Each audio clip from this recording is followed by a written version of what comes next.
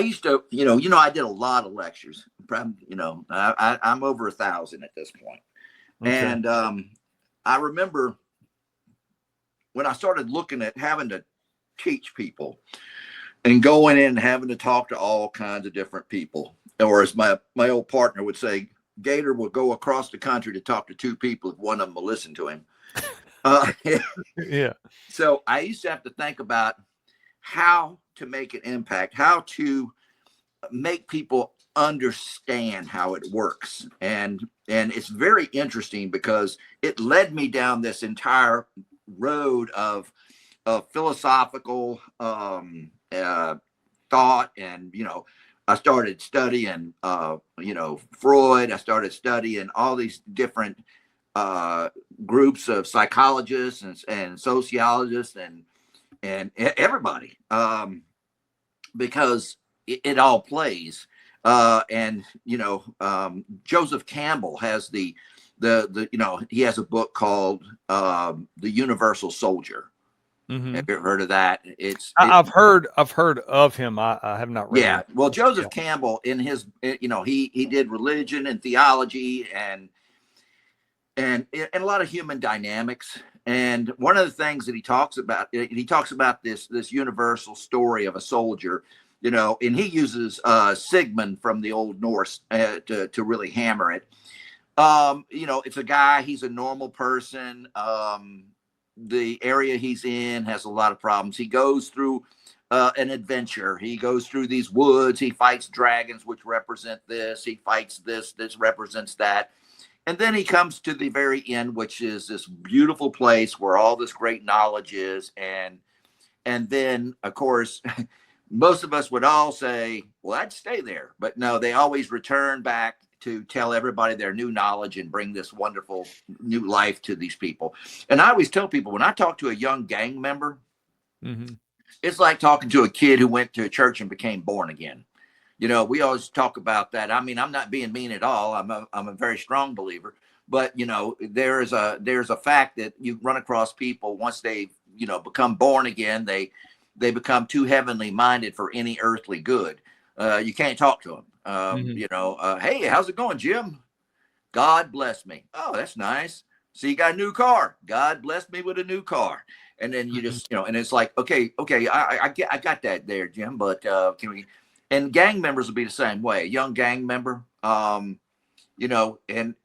so when I used to teach, I tell them, look, here, you got a kid, they don't fit in. I said, because, most people didn't realize when it comes to young people, the number one kid who's going to get recruited is a kid with ADD. Okay. Because what does he get in trouble for all the time? Acting out. Yeah. Uh-huh. All right. So what if he's in, he gets chewed out by his mom and dad at home. He gets rattled by the teachers and even the other kids because he's disruptive in class and it's a problem for them.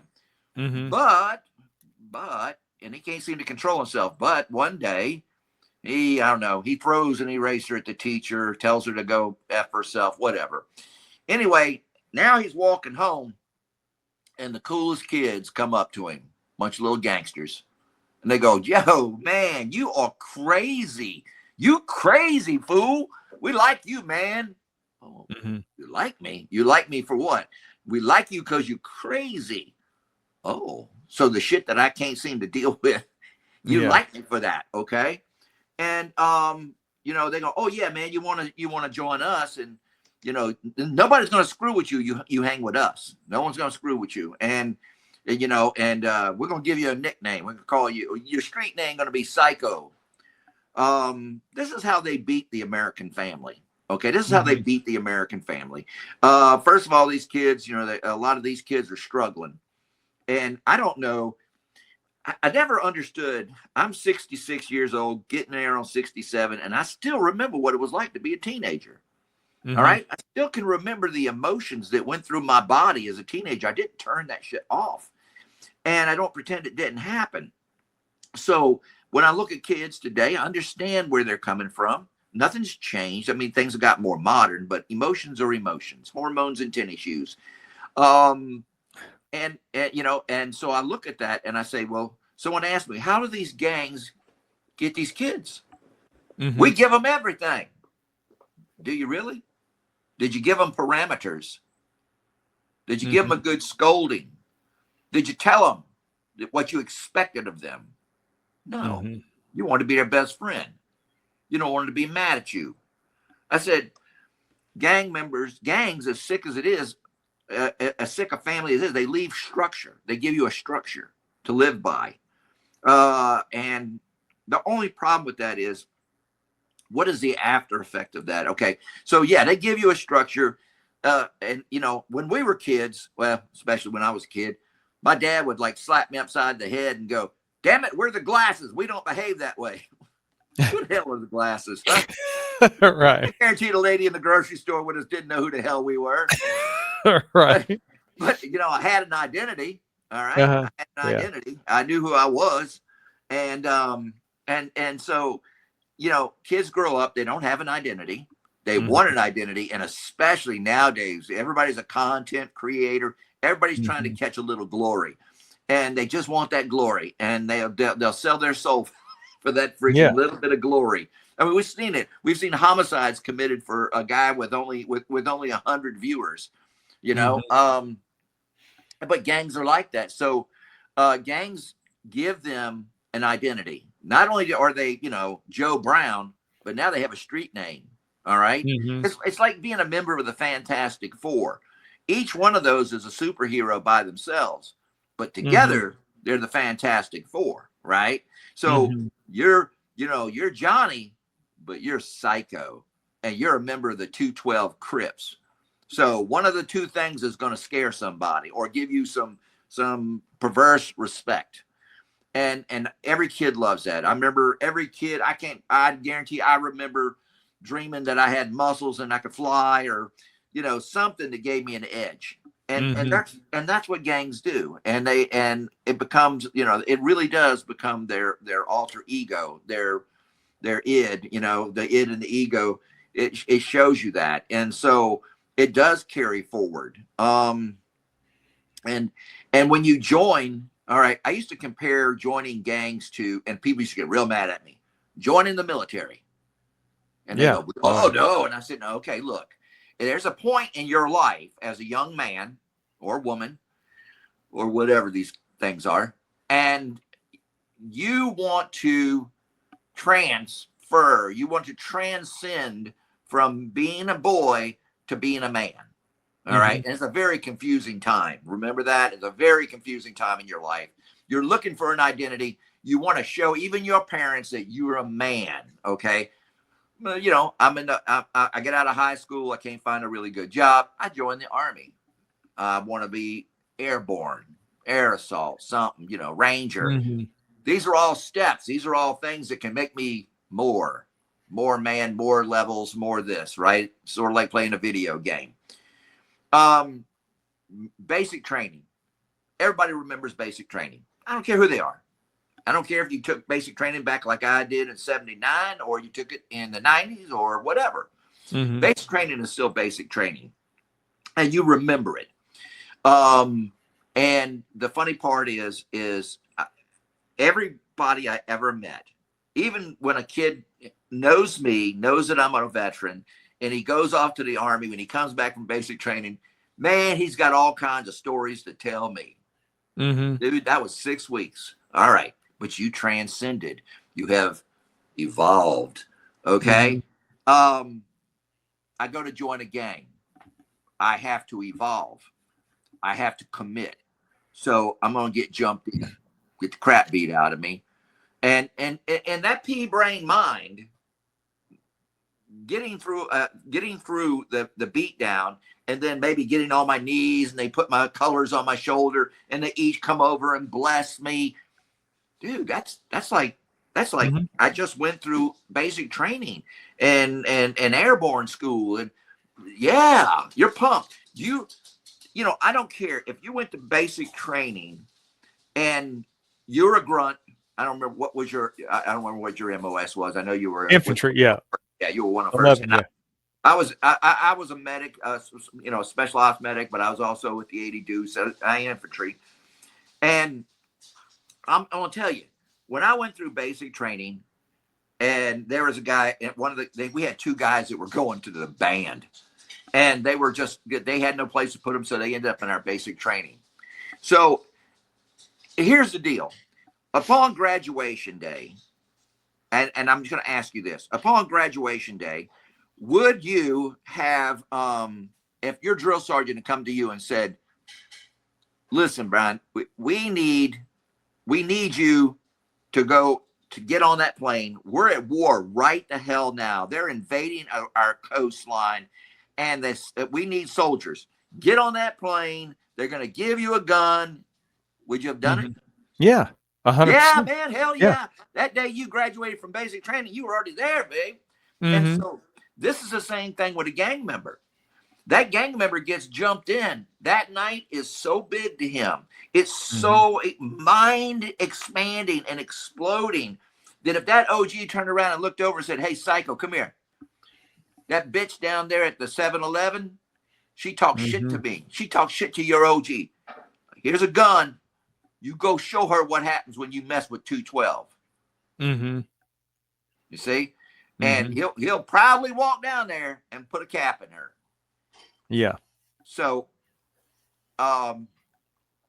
So, I mean, people don't understand that's where that loyalty and the more you invest, you know, it's like anything else. People don't realize investment process. Gang members are investing, right? You go, you do things, you're investing. And then someone comes over and tells you that shit's wrong. Yeah. No. Right. No, not at all. It's not wrong. I put blood, sweat, and tears into this. Don't tell me I'm wrong. And you know, and then of course you have the anti-gang programs, which suck butt. And the reason why they do is because they don't address the gang, they address the gang member. And they get a guy in there and they go, "Look, don't you realize all those people are stupid that you're hanging out with? They're all losers. They're all this, they're all that." I'm going to tell you a little secret. If that kid was right on the edge of leaving the gang, he's not now. He's not now. You've just insulted everything. You've insulted his last couple of years of life. You just insulted his family. If I were to come there and tell you that Christianity was wrong and that Islam was right, and then I proceeded to tell you that Jesus was gay, and apostles were all a bunch of slobs and misfits, and you know, you would probably, even if you were not a great Christian, you would now become the strongest Christian. Yeah. You would be the representative. And that's what happens. And that's why these anti-gang programs never work. And, you know, and it's just like, you know, people are going to join the army and that's going to change their life. No. Yeah. No, you bring up a good point. And I used to always ask gang members that, like, hey, look, what can me as a cop or any of my counterparts do in order to prevent that 13, 14, 15-year-old from joining? And every time dudes would be like, you can't.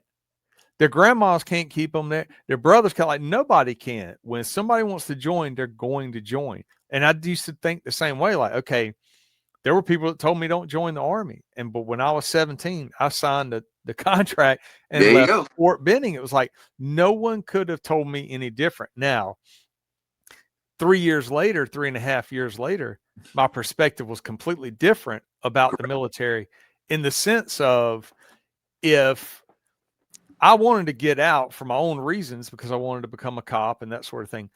But like you were saying, like if I was on the fence and someone came in and said, you know, like F your unit, F the infantry, y'all are all a bunch of dummies, blah, blah, blah, whatever. I probably would have doubled down and been like, you know, like leaning back into it. But if someone had walked in and sat down with me and we talked for, 20, 30 minutes and they were like, hey, you know, what good have you gotten from these last few years? And I can start telling them all the good because I love the army. It did great things for me. Yeah. But then if they started saying, "Oh, man, that's good.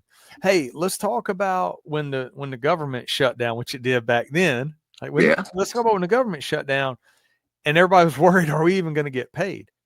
Hey, do you remember when you used to go to the field and your unit didn't even have frags to throw, claymores to set off. You had nothing. You're not firing any live ammo for that whole training cycle. Actually, you don't even have blanks to fire, because that was one of our training rotations. Wow. We didn't even have blanks, and we're like, how the hell is this possible? We're on this like DRF and 18-hour, alert status stuff, and we don't even have blanks. Now, someone had done that in a very smart, systematic way, and then been like, man, but you're right. You're in great shape. You learn how to, move with weapons and communicate, and learn how to be a leader and all this. And that Army was good for you for that. But I mean, like long term, is this something you want to stay in where you potentially don't get paid if the government shuts down? Oh yeah. Hey, let's talk about when you came out of basic and you were fast tracking and you were going to make E3 quick and E4. That way you could get to Ranger school and, and all this stuff. And it's like, but remember when you were sat down, which I was, by your chain of command and said, hey, it does not matter how motivated you are, how hardworking you are, fast tracking. None of that matters anymore because we're in a promotional freeze. Right. And you cannot make E4. You cannot become a specialist until you have 26 months in the Army. Oh, but I'm an E3 private first class fire team leader who has an E4 as my gunner, but now I'm in a leadership role, but the Army's not going to pay me, and I don't get the perks of it. I don't get to go to the brigade level selection to get a Ranger school slot. Like all this stuff now is on hold. That was kind of where I started reevaluating. Am I going to stay in the military when I really have goals that I want to do? If somebody did that, if I were on the fence and someone did it that way, I'd be like, yeah, you're right, 100%. And they brought out in a very crafty way all the negative things that I was experiencing. And so the same way I applied that talking to gang members, I would say like, hey, in your 31, if it was East Coast blood or whatever, like, hey, your 31 codes, like here, rule number, whatever, 5 is no snitching, but yet you all know for a fact because you outed this or whatever it is, or like the rules they're breaking are like, hey, you're paying your dues every month at meetings at $31 coming out of your pocket.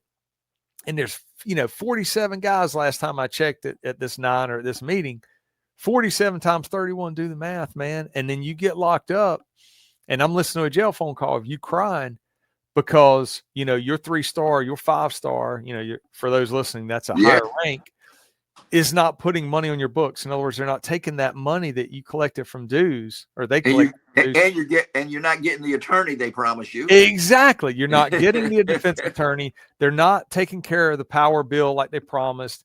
When you didn't pay your $31, and sometimes you can get specific, about, hey, you remember when you didn't pay your $31 and you had to get in the bullpen at that meeting and they beat you for like a minute or whatever, like, and then you sat back down, you had no money to pay your dues and you got beat up in front of everybody. And then the next meeting, you had to have twice as much money. Like, do you remember that? And that money now is not getting put on your books. And, you were promised if you brought in 5 more people in the set that you could get rank, you get promoted to like a 1-star. Because that was the big push, at our time in our area. And so when I would sit down and talk to guys, like in a very calm way like this, like we're talking now and saying, hey, but do you remember when this happened? Hey, do you remember when that happened? They start to open up, and then they do start to see like, okay, I'm chronological, I'm older than them, but I'm also taking that demeanor and everything I'm saying, they can't argue against. But I'm also, like you said, like, I'm not making it personal. I'm not saying, hey, you're higher ranking, you're 3-star, 4-star. Like, I'm not saying they're horrible dumbasses. Also, like, like you're saying, like, right. I'm just painting the picture of this is the organization you're in.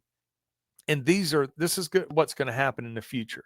And so understand that if I'm myself and my unit, if we're listening to your jail phone calls, if we know your social media accounts, if we know how long you've been in the gang, what your current rank is, we know a lot of dirt that you've done. We just maybe don't have enough probable cause to charge. Like if we know all this, why in the world would you want to stay in? And if you do stay in, know that we're going to have this conversation 6 months from now, a year from now, and you could be charged federally on a RICO. You could be charged on the state level. You could be, an accessory in a murder or a shooting or armed robbery. Like, understand all this is in your future.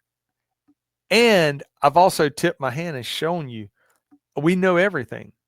So if you continue down this path and we have to have this conversation again and you're getting these charges, like I feel sad for you, because then you're going to do time in prison knowing you knew ahead of time that you were going to lose. Whereas other people have no clue.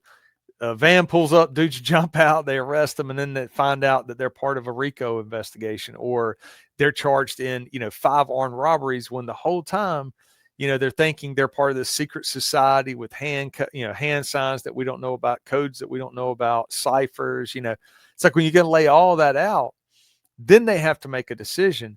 And for a lot of guys, a lot of them would just say, like, I appreciate that. Like, I had no clue. We thought y'all were just a bunch of dumbasses running around. Well, it's like, actually, we were dumbasses. We kind of evolved. I'm going to tell you that that my big deal is interviews. I've interviewed so many different people, and the deal is that you just did something. I teach on cognitive interviews, and the cognitive interview tactic, and we're working on a newer one.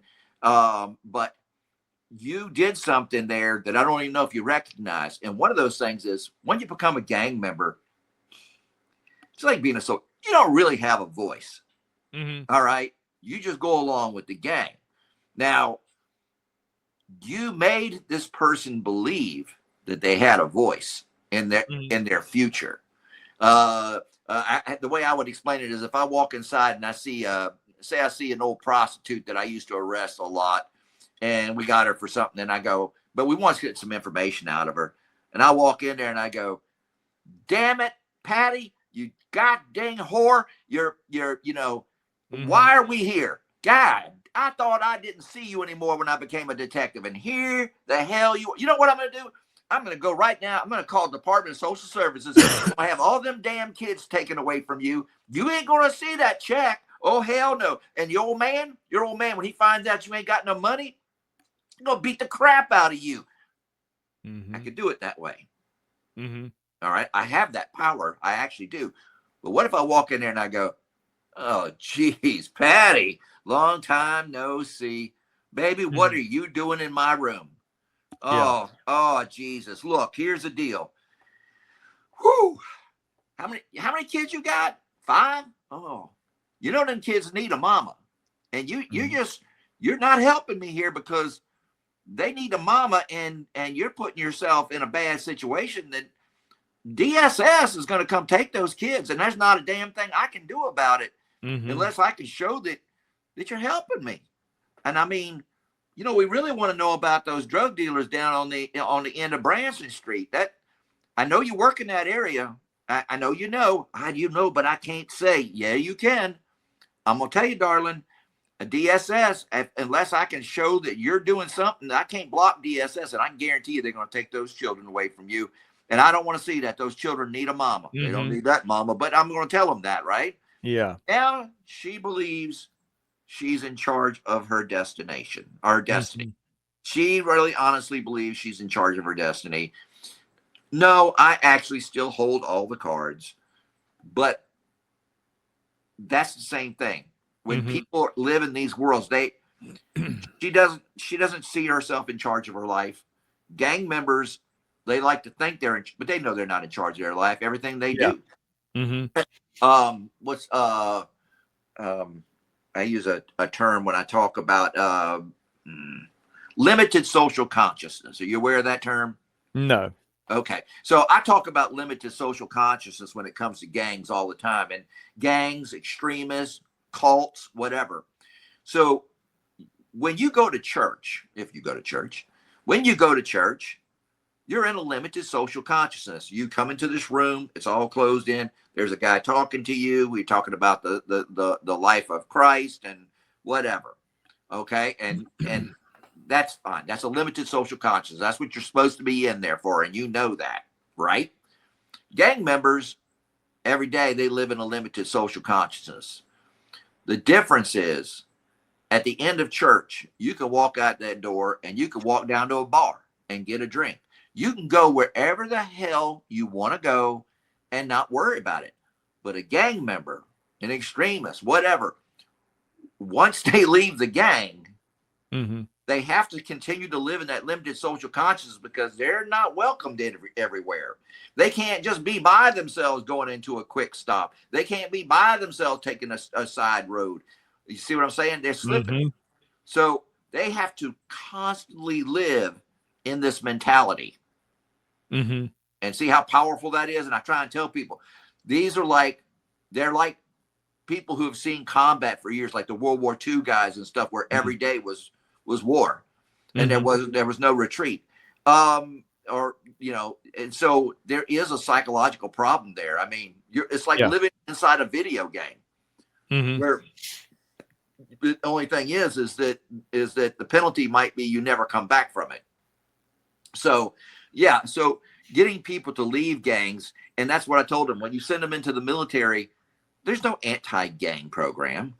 Slapping somebody around like they could do back when I was in the military. You know, they could punch you in the head. They could do all kinds of crap, and you couldn't do anything about it. That's not going to change that spirit. Okay, that's just not going to do it. Especially when they get through all their training, and now they have hours where they're left up to their own devices. They're going to go back to what they know best. I have many times gotten gang members out of gangs, get them a really good job, and you're going, and then you call up and go, how are they doing at work? Hey, man, that dude just worked about a month, and he seemed to be getting along with everybody, and then he just didn't show up. You go, what the hell? You go down and you find him. What are you doing here? This is where you got shot last time. I know, man, but this is where my life is.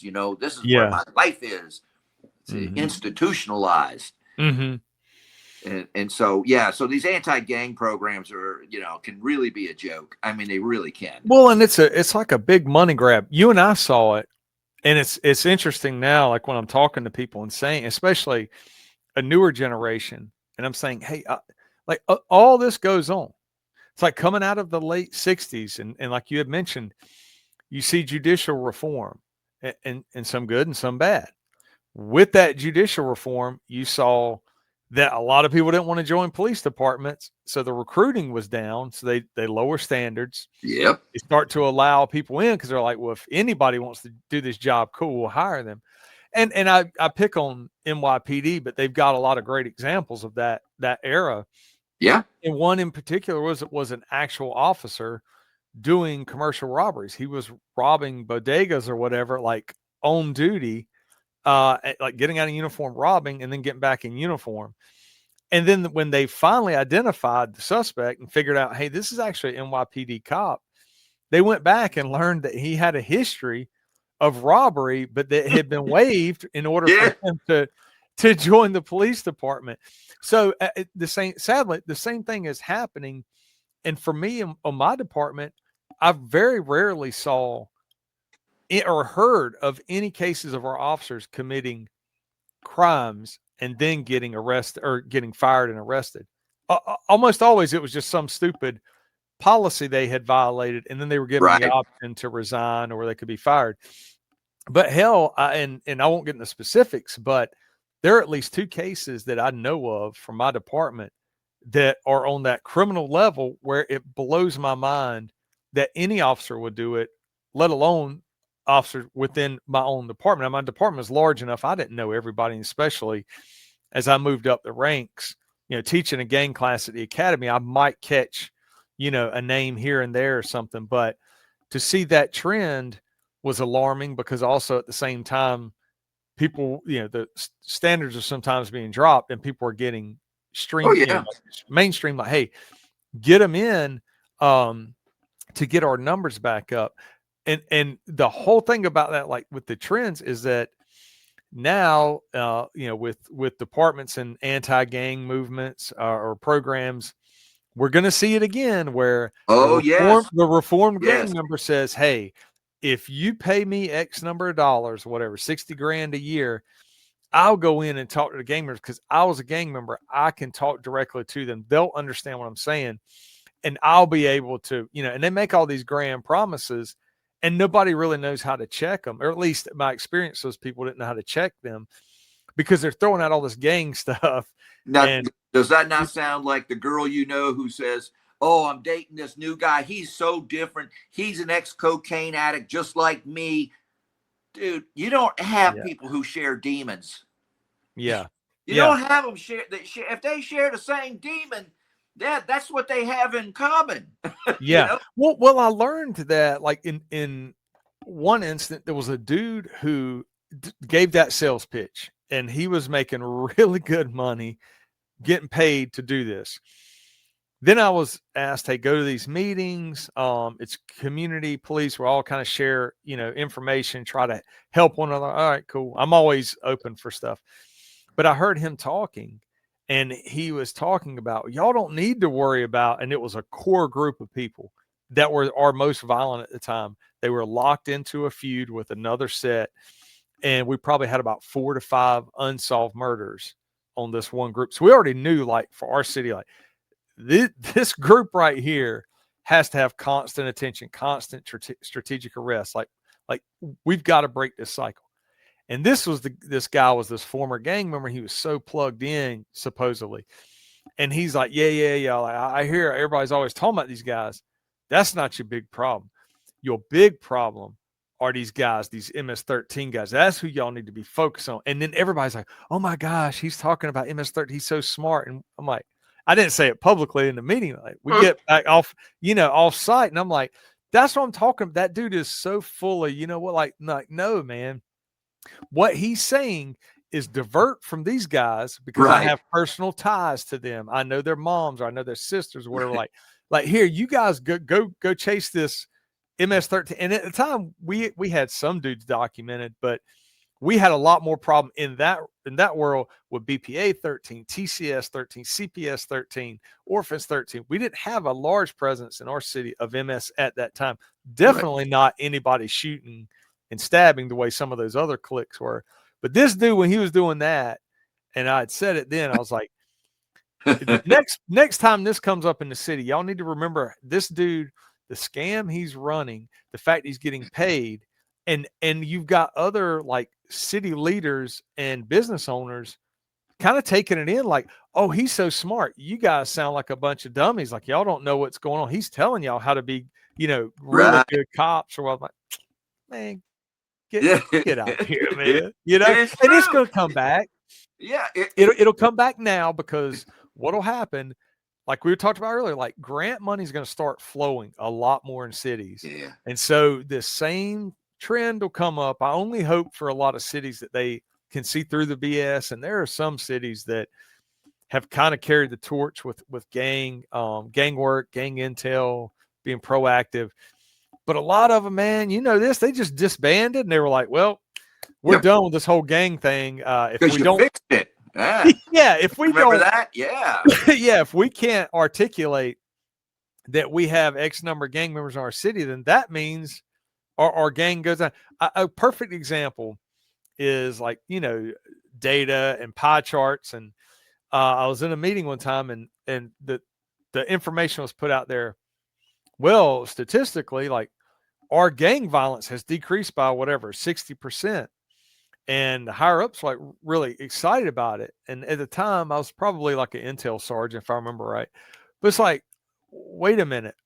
And the aggravated assault detectives or sergeants or whatever were like shaking their head like, no, hell, it hadn't. We're going to more shootings now than we Right. did before. And now we know without for a fact, our just aggravated assault detectives, not like gang intel or gang suppression unit, like even the aggravated assault detectives know their gang stuff. And they're like, yeah, this is most definitely gang related. Like I'd probably say 80 to 85% of our shootings were that way. Well, in the meeting, the reason it looked like a success was because there was a box to check when you're typing reports. Oh yeah.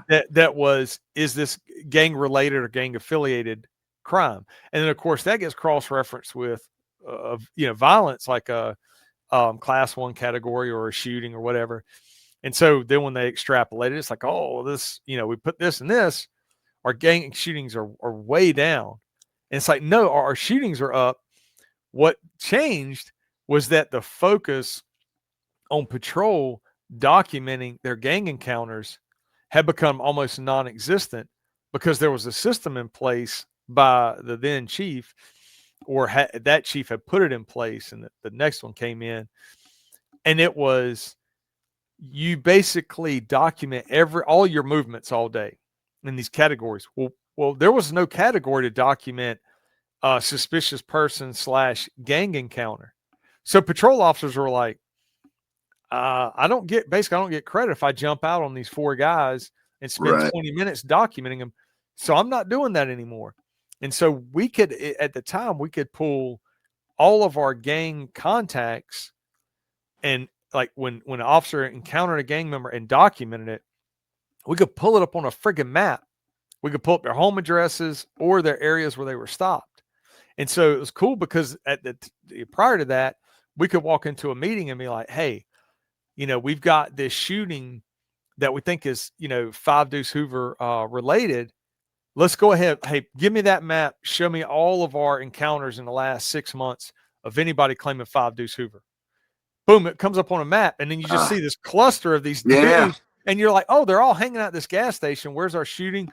Oh, at the McDonald's parking lot. And a lot of that, you had all this great intel, and inside of like 6 months or a year, went down because then the patrol officers were like, I'm only going to work that I get credit for checking these daily activity blocks. Correct. Yeah. And so the nerd in me is like, hey, we can't sit in a meeting and high five one another and say our gang violence is down when it's actually gone up. And if anything, our patrol guys or patrol officers are not stopping these dudes as much because they're not getting credit. Not that they don't want to do the work, but they had to maximize their time, because if they had 30 minutes out of service and they had nothing to document, it looked negatively on them. So it's like these systems in place where you have to go, time out, get back to the basics, strip away all this daily activity crap, go out there and get into stuff, and we'll evaluate you on guns that you're getting off of gang members, right? What you're doing directly and how does that affect you? Like, because I could articulate at the time, hey, these patrol officers, it's important that they do get credit for documenting, because when we pull these maps up, or when we're talking with robbery or ag assault or homicide detective, and they need info, we're like, yeah, hey, here you go. Here's a list of every Grape Street Crip that we've got validated in our city. Here's the areas they've been stopped at, but also here are the addresses they've provided at some point to an officer. Oh shit, well, guess what? They're actually, the majority of these guys, maybe there's only 10 of them, but they're not using addresses in our city. They're actually using addresses out in this little suburb here. Mm-hmm. Shit, let me get on the horn. I know who that is, Yeah. And then you can share that info. But statistically, it looks like these gang problems are dropping probably in all over these cities, which brings me back to that grant thing. Like, you don't get federal grant money if you can't articulate the level of violence and how you plan on disrupting it. Go ahead. One of the things you were talking about, I mean, here's one of the things that I always tell people. I get tired of it. They go, well, the gang crimes are down. And I go, okay, yes and no. All right, so what is a gang crime? The gang crime is it has to be committed by a gang member for benefit of the gang, right? Mm-hmm. So if a guy beats the living crap out of his girlfriend, that's not a gang-related crime. Right. But it should be articulated in that report that he is, in fact, a gang member, because that's the thing that kills me, because being a member of a violent criminal organization shows motivation. It shows a pattern. Okay. Because if all I'm going to do is say, okay, I'm going to wait for him to, he has to commit a gang crime. No, he didn't commit a gang, but he was involved. I have a gang member involved in a crime. No, it wasn't a gang related crime. But it shows that violence. It shows that mentality, and trying to keep that understanding alive, and for the intelligence portion of that. Do y'all used to use the FI cards, field interview cards? Yeah. So real quick, I'll talk about that. Back to that block that the officers were supposed to check for the incidents like gang related, like you're talking about. we found out like a lot of officers would not check it because in the initial stages of a shooting, they don't know. They got no clue. They're just getting information gathered. Well, then when we were asking about the system, hey, but now if a detective is investigating the shooting and they for a fact say, hey, my victim is a blood, whatever G-Shine Yeah. member, and our potential suspect is 9 Trey blood, like could be gang related, but we definitely Yeah. got 2 gang members that are prone to violence. That block was not always getting checked, but that was statistically how they were pulling the information. So it's like, you are actually getting an image that's not accurate only because you're depending on this little block to check. Whereas what I guess I look at more of something more like holistic or kind of organic. Like if I go sit down at the time when I was a violent crimes lieutenant, if I sit down with my aggravated assault sergeants that are, responsible for their units, and they're telling me, they're briefing me on these shootings, and they're like, yeah, like you just said, like, yeah, this guy, our suspect shot whatever the store clerk because they got in a huge argument over a blunt. I mean, it's crazy. It's just like that, and the guy pulls a gun out and shoots him. Has nothing to do with gang beef. Has none of that. But he is a gang member, prone to violence, and snaps and shoots this guy. The way I look at it is, okay, if that guy's a known gang member and he's prone to violence, if we've got strong gang intel, like a gang intel unit, that guy should already be on our radar. And then guess what? If he's got existing warrants and we prioritize that, then have a unit. Hey, today's goal is to go hook up this dude because he's caught in a cycle of violence. Because when I run his name in a report database, like our reports, and I run this person's name, he could be the victim, suspect, witness, or other tab in the reports. And you know this, but this is for the listeners. That gang member could be listed in 12 reports over the last 2 weeks. And he could either be a other tab where he's sitting in a car that was in the parking lot when a shooting happened. He could be witness to a shooting. He could be the victim in a shooting. He could be the victim in 3 different shootings inside of 12 weeks, or the suspect. But when that happens, there needs to be a unit that now knows, hey, we've got a problem. This dude is either getting shot at or shooting, but he's a bullet magnet, and we got to remove him from the criminal landscape. So if he's got existing warrants, let's track him down and get him. If he's on probation, hey, guess what? Oh, is he on ankle monitor? Let's start tracking his movements. Let's figure out where he's been, where he's going, what he's into. Yep. But back to your FI cards. So when we started them in our department, they were handwritten. It was like a form. Oh, yeah. And it was a field interview or a field contact form. And the way it was first explained to me, I had no clue. I was on field training. But our chief at the time was prior, her career before she had moved south was like a division commander or something like that in New York City, like NYPD. So she brought with her that CompStat mentality, that crime fighting mentality. And so I was on training, and they're like, hey, everybody we stop, we're doing these cards. And some officers didn't understand it. I didn't understand it, so they couldn't explain it to me. But then when it was explained the proper way, it's like, hey, you jump out on these dudes every night. They're in the 100 block of whatever street, right? Elm Street, pick a street. Yeah. You're jumping out on them on Elm Street. And then 4 hours later, there's a shooting. Detectives can pull these cards and go, hey, these are the people that hang out here, right? So, and I had actually stopped a guy. Once I understood how to implement it, I'm like, oh, this is actually pretty cool. Because the police were like, anything we got to fill out, any paperwork, we got to see a return of that time invested. But I stop a guy, long story short, he's in an area that he's not familiar with, and his body language told me that, which made me key in on, because on patrol, and this, I'm saying it's for listeners, a really good beat officer, a patrol officer, works their area day in and day out. They learn what we would call like the lay of the land. They know who hangs out there every day. They know what the natural kind of pattern of behavior is. Now all of a sudden you get a stranger who's hanging out, who's eyeballing everybody, who at that time happened to be flying or having a red bandana in his back right pocket. So I knew, like, right off the bat, boom, I got a active East Coast blood gang member. I'll figure out what set once I encounter him. But either way, he stands out. He's not supposed to be here.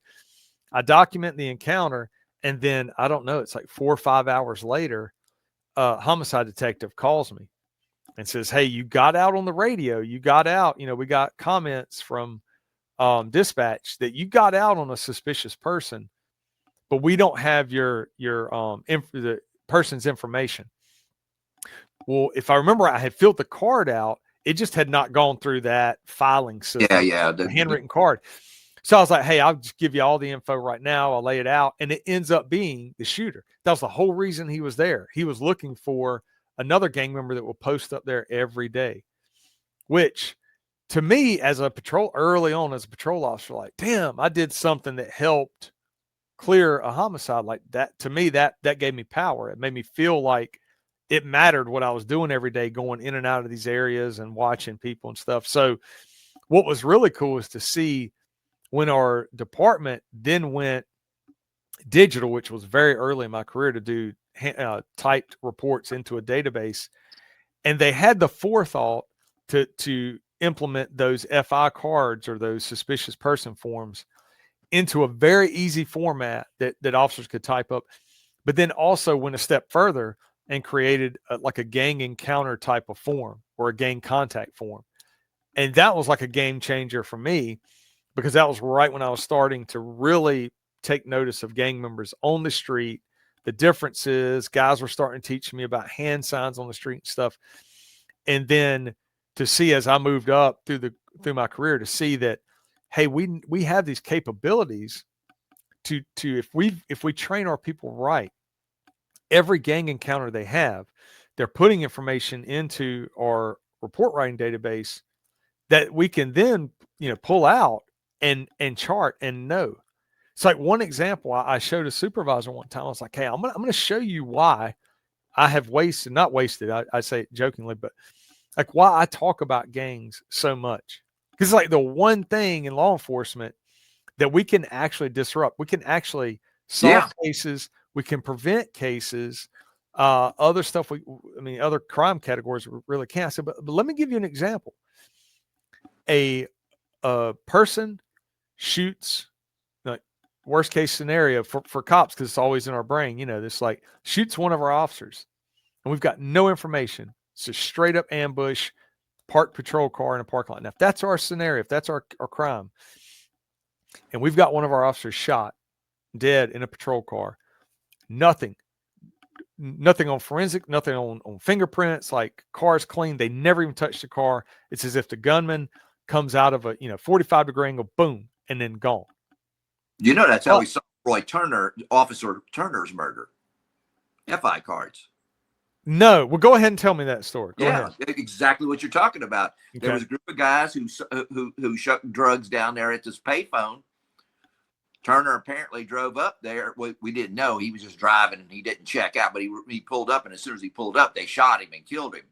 Mm-hmm. And they were like, what the hell? This isn't even, he was probably going to get fuel, and saw him and then pulled over. And before he could even call it in, he got shot. Mm. So when we ran through the FI cards, yay, we get the whole bunch right there. And when we tracked them down, right off the bat, the guy started squealing, no, I didn't do the trigger. The other guy did it, and it was on. Mm-hmm. But those FI cards, you're right. So this is what I mean, like always building on that.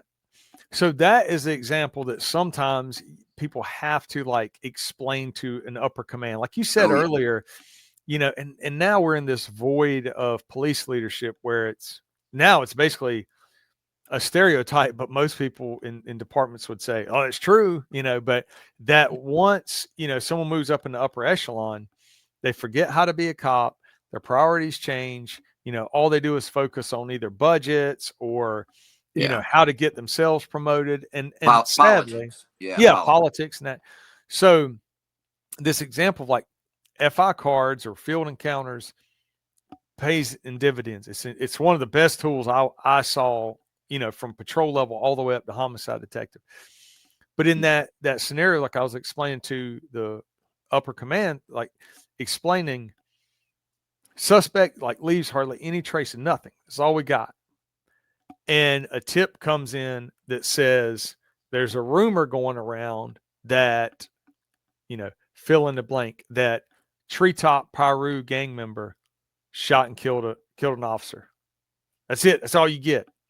Yeah. And so that's what I was telling the upper echelon. Like, the running joke often is when I'm talking and talking about gangs, and we do these monthly intel meetings and we're connecting with all these cities, is that it's a huge waste of time. Those people that supervisors that usually would ever say that were intimidated by real police work, never worked gangs or violent crimes at all. Right.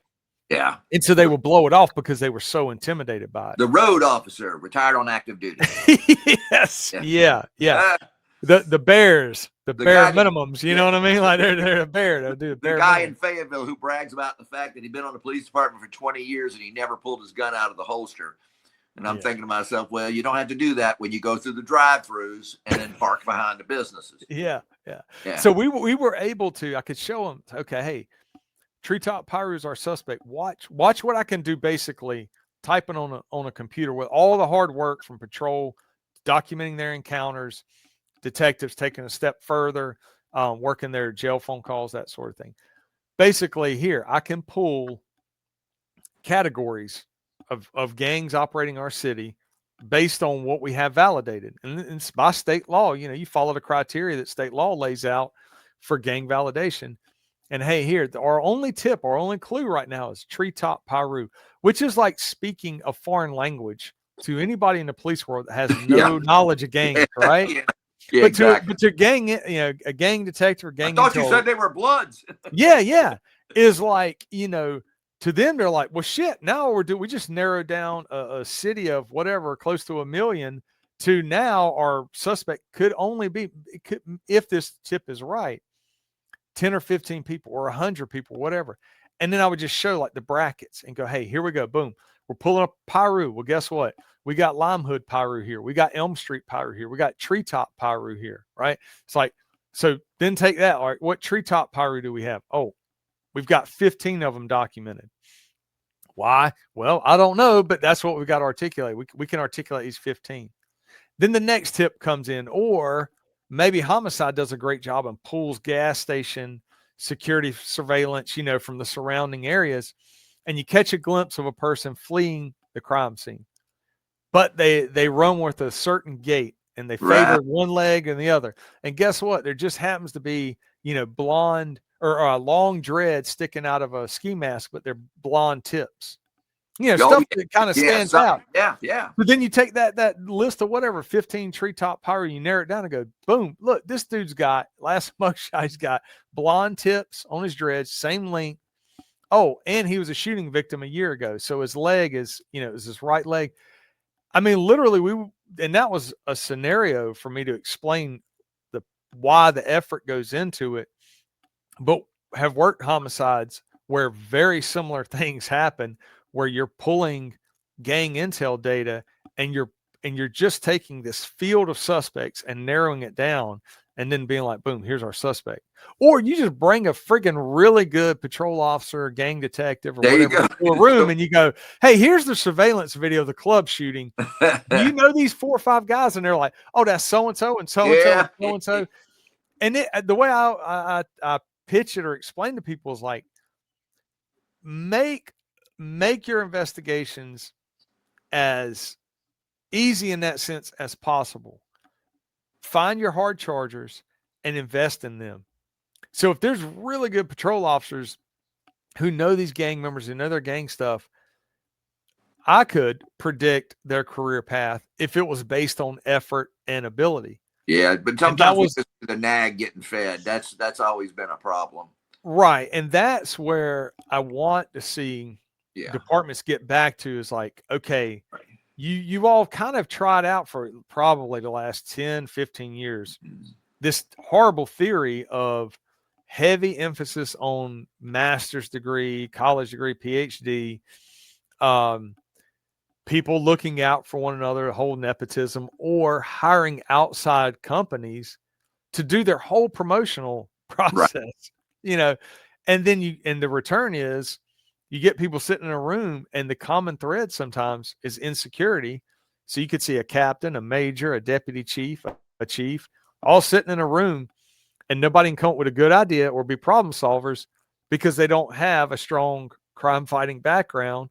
But they can't let anybody know that, so they sit around and time's wasted and effort. And meanwhile, people are echoing, well, we can't arrest our way out of the gang problem.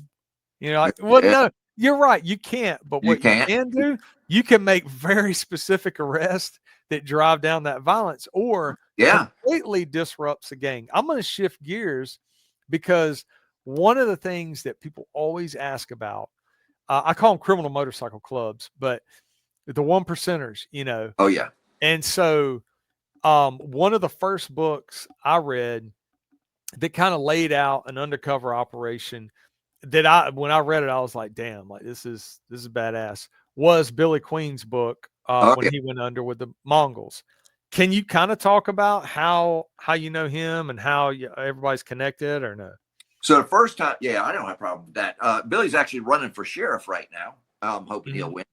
But I met Billy years ago. The first time they brought him over to Myrtle Beach because they had recently been a big shootout between HA and over in near Vegas. There had been or maybe it was Reno, I think. There had been a big shootout between the HA and the Mongols. And they were expecting the Mongols to come down to Myrtle Beach during Bike Week. And my partner and I were working intel down there. And that's when we first met Billy. Then later on, I would meet Billy when I started lecturing. And we were always constantly, because I was constantly requested and he was constantly requested, we always kept seeming to run into each other. And we just became really, really good friends to this very day. And so Billy is a very amazing character, very humble. This is a kid who grew up here in North Carolina. And, he went into Vietnam at an early age, had a lot of effect on him.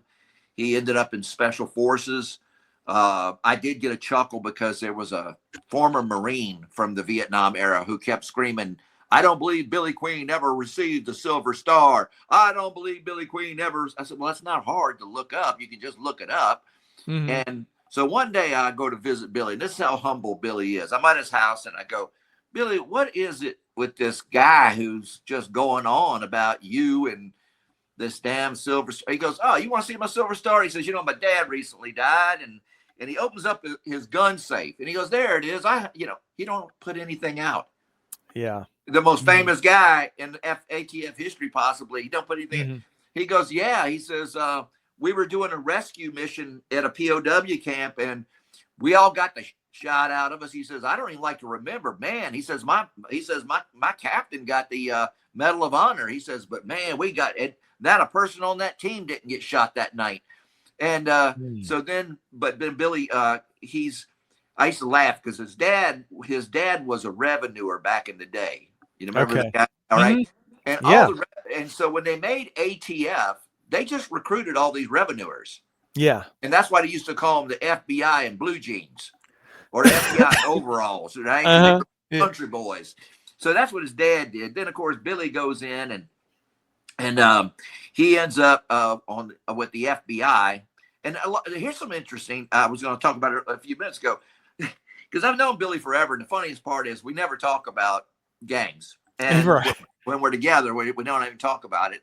And one day we were talking about the National Alliance, the famed white supremacist group that was probably the biggest thing since the Klan. It was Billy Queen that destroyed the National Alliance. He actually infiltrated, and they promoted him to the top of the list. So the guy in charge was an ATF agent. Anyway, that's neither here nor there. But anyway, so he goes to work undercover as for the Mongols. He's going to infiltrate the Mongols. Well, Billy's not really a tall fella. I don't know, probably 5'6", maybe. And I know because I like to pick on him because he used to have the really long beard and the long white hair.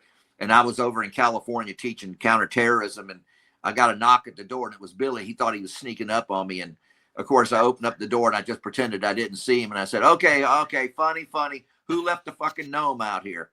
Right? And but, yeah. And then he finds me one day. He comes over. He goes, he comes and finds me at a like a pancake house, and I'm talking to a bunch of Sir 13s. He goes, only you would be sitting in line talking to Sir 13s. Yeah. And but in fact, that's where I got my first pair of Loke sunglasses.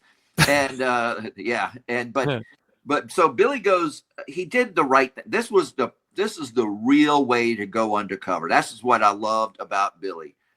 Billy did not try and be a hard ass. Mm-hmm. Billy knows a lot about planes. In fact, he flew for many years, his private plane for many years. And so he went undercover as a guy who sells airplane parts. Mm-hmm. All right. And equipment.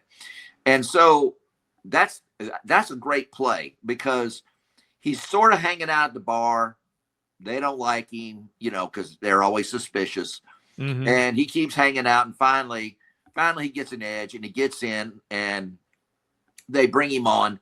One guy, Red, never trusted him. He always thought Billy was an ATF agent. He smelled Billy. He knew Billy was an ATF agent. It was killing him. But some of the things that aren't going to be in that book that are really interesting, whereas the difference, the way agencies operate and stuff. And one of the situations we talked about, he said there was a FBI agent that was undercover with the Hells Angels. And even though OMGs hate each other, they hate law enforcement more. Yeah. And so no shit, this guy's riding with the Hells Angels and he has a motorcycle accident. And so they go down to pick up the motorcycle, get it all fixed for their brother while he's in the hospital. And the guy goes, hey, there's something really weird here about the title. It comes back to the FBI. Oh. They had the motorcycle. They'd never put the motorcycle under another name. Oh. And Billy was able to get that information to the FBI because it was like gossip. He got it to the FBI and they were able to get the guy out of the hospital before he got whacked. But so Billy, it's really kind of hard because you see these guys who do work like Billy, and it takes years for them to get that out of their system because they walk with these people and talk with these people. But he goes undercover, of course, and he ends up, they put him in charge of their finances because he's a businessman. Yeah. And where's the worst place you want to put somebody that's an undercover guy? Yeah. The books. Right? Yeah. Right. So he goosed them good, man. So, I mean, they've wanted to kill him for years. I mean, years and years they've had attempts on him. And they just don't want to give up. But in fact, it's commonly said, even by them, by the Mongols, that if it hadn't been for Billy Queen, they would probably be the biggest OMG. Mm-hmm. And I mean, they're just now getting that status back. Mm-hmm. But one of the stories he tells, it's really, really powerful. And this is something that everybody needs to pay attention to. I told him, I said, Billy, I'm the kind of guy that reads a book and only one or two things will hit me. And they may not have even been a conscious thought by the writer. And he didn't realize it. I said, one of the most powerful things in his book, Under and Alone, is when he talks about his mom dying. And so Billy was very attached to his mother. And so he's going to have to come back to North Carolina to bury her. And he tells his handler, I'm coming out from undercover. I'm going to go home and bury my mom. Mm-hmm. His handler says, no, you're not. Billy says, yes, I am. He goes, no, you're not coming out from undercover, Billy. And he goes, I'm just going to tell him I got to go bury my mom. No, you can't do that, Billy. Billy says, you know what? F you. He walks over. He tells the Mongols, my ma died and I'm going to go bury her. Mm-hmm. They just go, okay. So Billy goes. So when he comes back, he figures at this point, when he gets to the funeral, he notices that there's no flowers or letters or condolences from the ATF. Nothing. Nothing. So he says, oh, that's the way it's going to be. So when he gets back, the first thing he does is he goes, you know what? I'm going to go to the office. So he goes to the office, where he shouldn't be. He's been undercover. Mm-hmm. And he's going to his desk. And there's nothing there. There's no, hey, Billy, we're so sorry about your mom dying. None of that shit. And he goes to his regular apartment. Nothing there either. Now he goes over to his undercover apartment. And while he's at his undercover apartment, he gets a phone call. And who's it from? Red, the guy who is notorious. The guy that made him strip down one time and they shot rounds at him and stuff like that. And so he says, Billy, we got to go for a ride. And Billy goes, okay. And they ride. And he says they're riding like, they ride like bats out of hell. I mean, they're riding like 100 miles an hour on these damn Harleys. And Billy got them damn ape hangers. I don't know how he stayed on. But anyway, they're riding forever. And they roll up. I think they got to Oklahoma, I think it was. Anyway, they come up to this big open area. And there's a big fire going and things like that. And Billy's rolling up. There's just goddamn Mongols. He says, goddamn, must have been every Mongol in the United States there.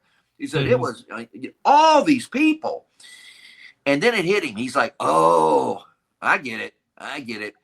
They're going to drag me up and put me in front of everybody, call me out, and maybe kill me. Well, fuck them. I'll do it. I don't care. I'll take some with me. So he gets off. None of this is happening.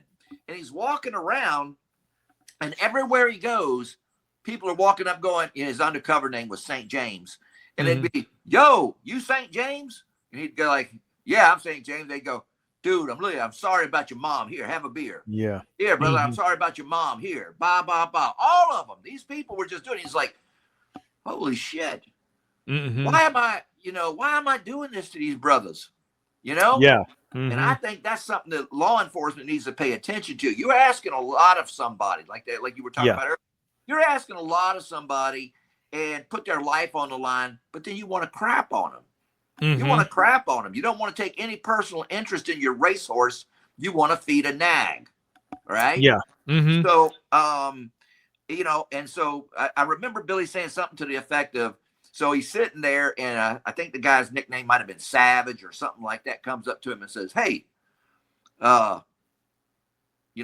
he went by Billy St. James. So they go, Bill. He goes, yeah. He goes, I need you to ride with me. Well, at this point, Billy is like, he's going through this really complex emotional situation. And he says, yeah, brother, what do you want to do? And the guy goes, my ex-wife has been bugging me about our kids, and she wants more money. And I want to, you know what? I want to ride over there. I want you to hold that bitch still while I kill each one of those kids in front of her.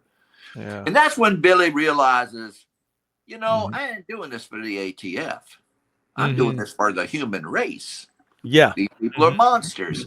And see, but you can see how easy it was to step across that fence. If law enforcement, the hardest part I tell people all the time about being in law enforcement, and you got to remember, I have trained law enforcement from all over every state in the United States. Some outdoorsy people I've had Scotland Yard in my classes before, things like that.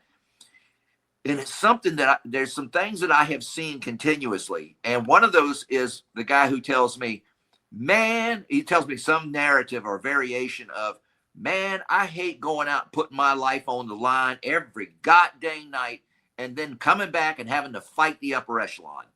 Yeah. He says those people on the street are easier to deal with than the upper echelon. And I imagine right now with all that woke crap and everything, that must have been really a nightmare. Because I remember I seen this way back 10 years, 15 years ago in California. Some of the best trained cops I ever ran across were California cops. Best trained, smart, everything. But God, what the system was requesting of them to make an arrest was insane. I could see why. A perfect example was I went out there. I worked with a group called Saber Group, and they were some active Delta Force guys, retired Delta Force guys, and a few other guys. And I was the liaison law enforcement wise. And we were teaching a course called TLO, Terrorist Law Enforcement Officers. And it was sort of like having a guy who was like a terrorist expert on your squad. So if somebody saw something, they thought it was terrorism, they could call and the TLO would come and take a look at it. And if he thought it was actual terrorism, then he would push it to the FBI or whatever federal agency needed to take it.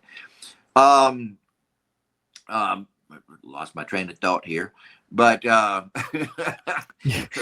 it happens.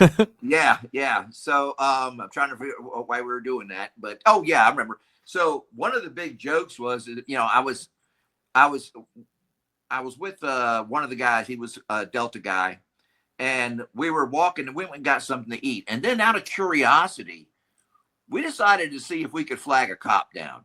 I know, sounds crazy, but we just said, what the fuck? So there's two white guys in Inglewood, and we're waving, and nobody stops. Nobody stops. They didn't even acknowledge us. Kept on going.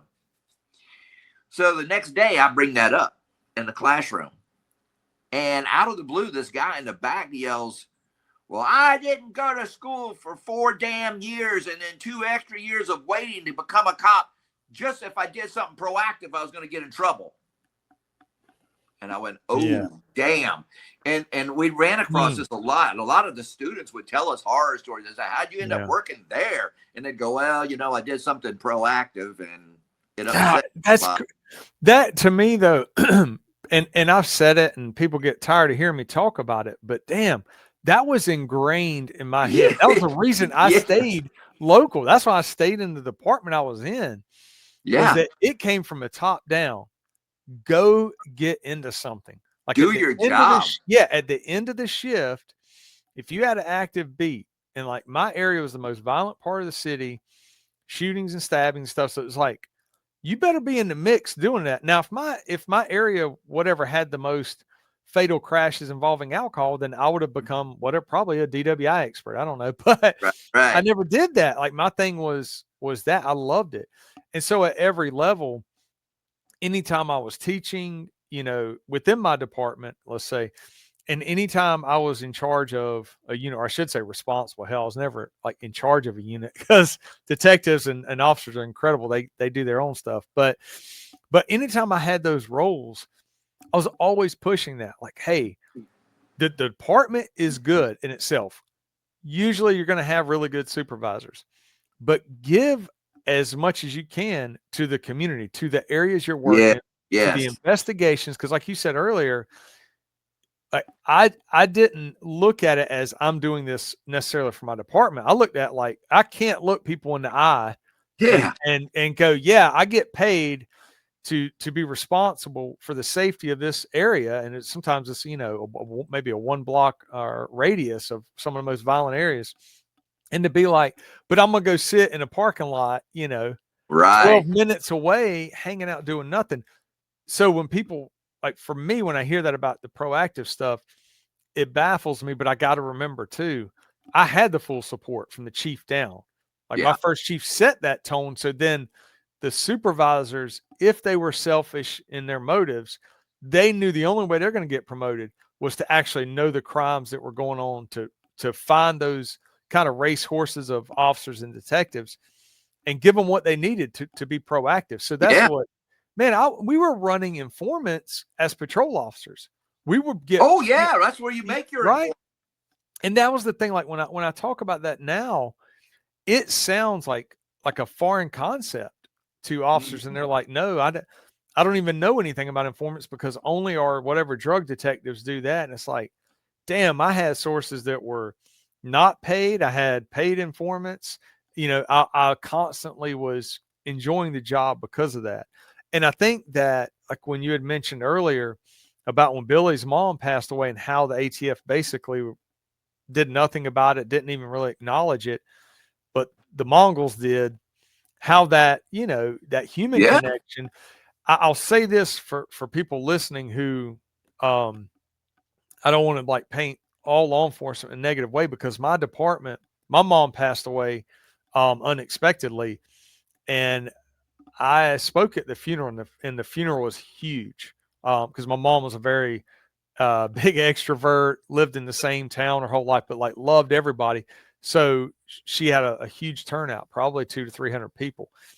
And but in the crowd, I saw I was a patrol sergeant who had just transferred into an intel assignment. So I left patrol. I was only there for a few months, but had a really great squad. They showed up like in uniform, like in our like ceremonial uniform. Yeah. Yeah. The sergeants were there, the officers were there. I had officers and detectives there that were off duty. You I know, got your back.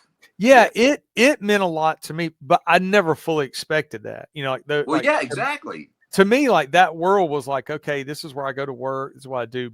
But I will say that my department was good, at least my experience. They did me right that way.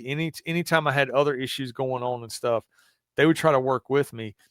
And I think though it was probably a lot of that was my attitude that I loved it. I did love police work. I loved my Yeah. department, and I'd go to great lengths to try to get information to people so their jobs could be a lot easier, because I don't know, it made things easier. And that's how you and I connected. I was doing a gang intel, like a presentation at a regional meeting, and a really cool detective, and he's probably like two or three counties away from me, but he was there, and he said, "Hey man, like you need to reach out to this dude. He reminds me of you. Like he's worked gangs down here. He's our go-to person." And it was your name, your phone number. He's like call him up, man. And it just happened to be that I had been reading the book Gangs in the Military, where you're documented in there. So when we crossed paths, I was like, well, this is perfect. This is what I talk about all the time. Yeah. Like find like like your clone in other departments. Find a person willing to go that extra effort in another department, another area to And share I their was actually told expertise. by another detective, man, they got a guy in Raleigh now, and he reminds me so much of you. And I was like, what are you Yeah. talking about? He goes, his approach, you know? Yeah. And Isn't it crazy though? Like how, but you weren't taught that. I wasn't taught that. Like nobody sat me down and no, said, no, no, this is no. how we do gang work, or this. I think that, and this is for people out there either wanting to get in a gang unit or just wanting to be really good detective or agent or officer, or deputy or whatever. Like, and like you said with Billy Undercover, like let your personality come out, and Yes. Yeah. let your passion for your fellow human beings, like let that come out. It's okay to show people, hey, I don't want violence. Like I actually don't want to see you in this gang. I don't want to see you shoot somebody or catch a charge behind somebody else's BS and say goodbye to your grandmother, say goodbye to your kids or whatever. Like I do think that at least I always saw all that the counterparts that we had throughout the state and across the US now. I think that's the commonality that everybody shared, was the ability to make that human connection, build that rapport, try and see the best for people who are on a path of complete destruction, but then be so good at what you do that you're proficient in your weapons, your arrest techniques, Correct. foot pursuits, your like all of that. And that was also when I became a patrol sergeant, that was one of the things that I harped on for the officers, was like, if we're in a foot pursuit, I need you to know the lay of the land. I need you to know all the cuts. I need you to be able to call the streets ahead of time, because you're also going to have to be setting up your perimeter. Like Oh you yeah. have to keep that active brain going. Nothing worse than getting lost on the street and not knowing where you are, and you're in a hostile situation. Yeah, and that I think that was the common theme that I saw, at least in the category, so to speak, of like a gang officer, a gang detective, was like being just really good at that, like being good at the level of crime fighting, but being able, but not being that robot. It's like, I'm gonna go out there and arrest everybody and whatever. Like Well, there that's is a yeah, go ahead. because that's what you're talking about. That's gangs are people. All right, Mm-hmm. they're people, and you cannot look at it as just us against them. Right. Yeah. I used to joke about the fact that I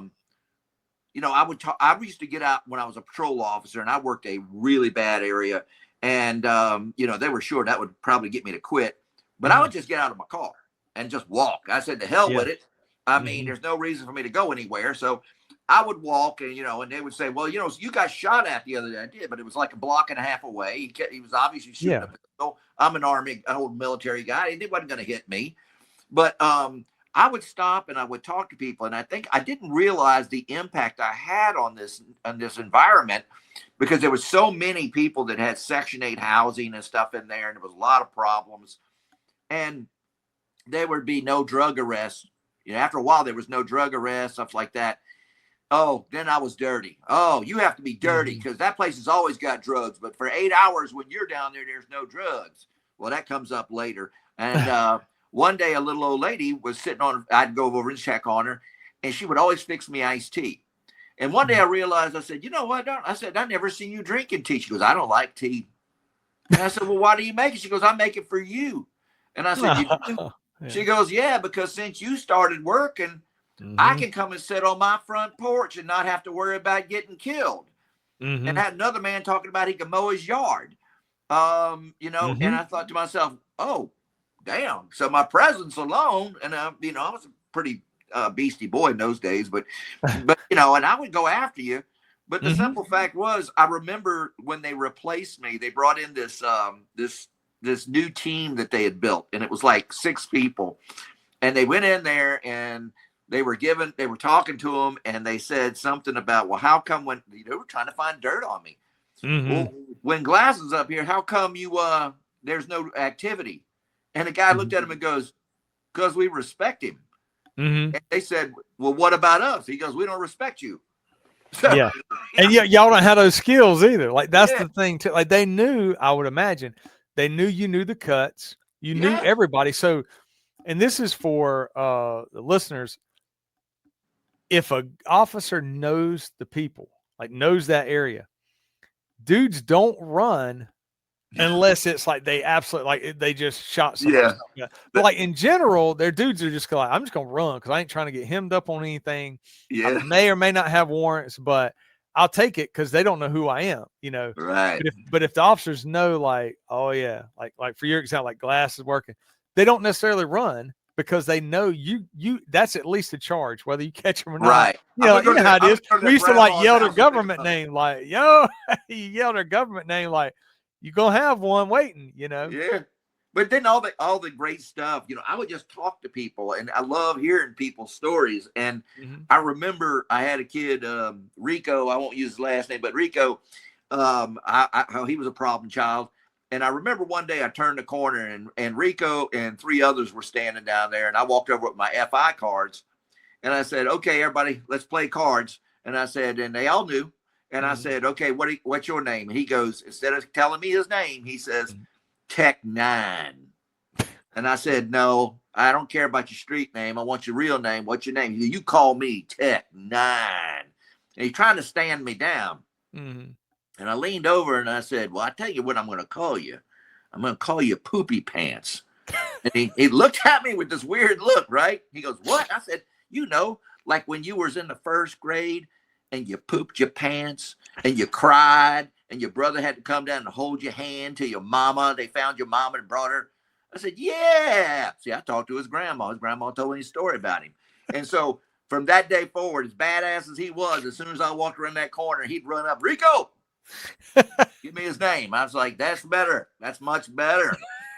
Yeah, or the guy who told me, dang, when they straw balls, how'd you know about the secret trail? I said, because I caught your brother on the secret trail 4 years ago, and I caught your daddy on the secret trail 15 years ago. So it's not a big secret, boy. Well, look, man, I have enjoyed it. This is actually going to be 2 parts. Yeah. So I'm gonna break it up because we're now into like 3 hours. Oh yeah. But look, we're gonna come back. We'll do some more episodes in the future because as the listeners found out, you've tapped into so many different like brackets in the police world and worked some really cool assignments, and your teaching is incredible. Working on a book. I appreciate your time, man. And if people want to reach out to you, is there a way? What's the easiest way they can reach out? They can reach through LinkedIn, or they can. I have if you want to post my email, that's another way they can reach me through my email. Okay. Yep. I'll do it, man. All right, brother. I appreciate it, buddy. All right, man. Have a good one. You too. Disruptors out.